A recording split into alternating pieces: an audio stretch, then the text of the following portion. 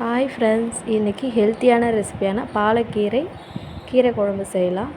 எப்படி செய்யலாம்னு பார்க்கலாம் வாங்க. தேவையான பொருட்கள் குக்கரில் தான் செய்ய போகிறோம். இன்றைக்கி ஒரு கைப்பிடி அளவு துவரம்பருப்பு கழுவி எடுத்து வச்சுருக்கேன்.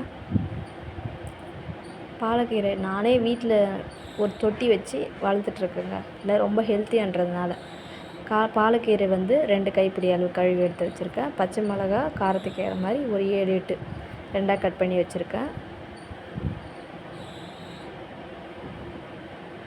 பூண்டு 10 பல் பூண்டு தோல் உரித்து எடுத்து வச்சுக்கலாம். இந்த மாதிரி எடுத்து வச்சுக்கணும். புளி சின்னதாக ஒரு எலுமிச்சைப்பழம் சைஸ், கொஞ்சம் புளிப்பு இருந்தால் போதும், நல்லாயிருக்கும், டேஸ்ட்டாக இருக்கும். 2 தக்காளி கட் பண்ணி எடுத்து வச்சுருக்கேன்.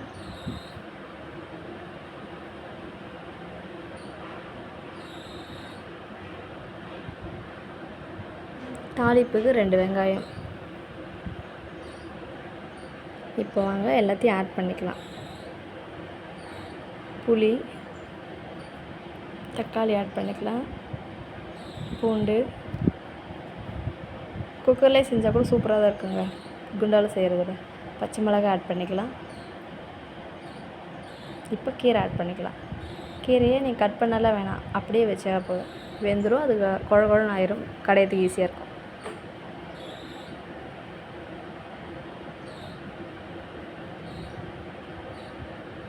பாலக்கீரையில் தாங்க எல்லா சத்துமே இருக்குது.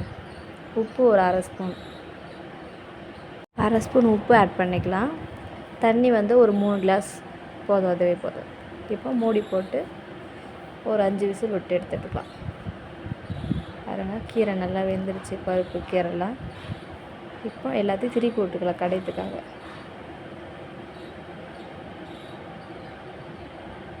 சூடானதும் கடைஞ்சிடலாம்.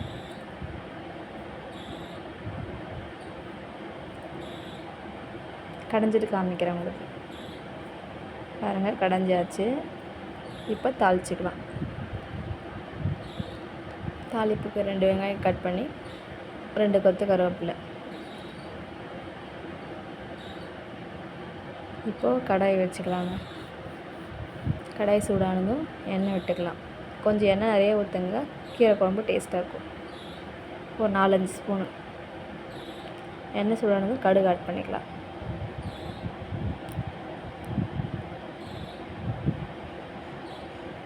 கடுகு நல்லா போச்சு. இப்போ வெங்காயம் ஆட் பண்ணிக்கலாங்க. கருவேப்பிலையும் போட்டுக்கலாம். அப்படியே இப்போ நல்லா வதக்கி எடுத்துக்கலாம். ரெண்டுத்தையும் பொன்னிறமாக வதங்கினா தான் டேஸ்ட்டாக இருக்கும். கொஞ்சம்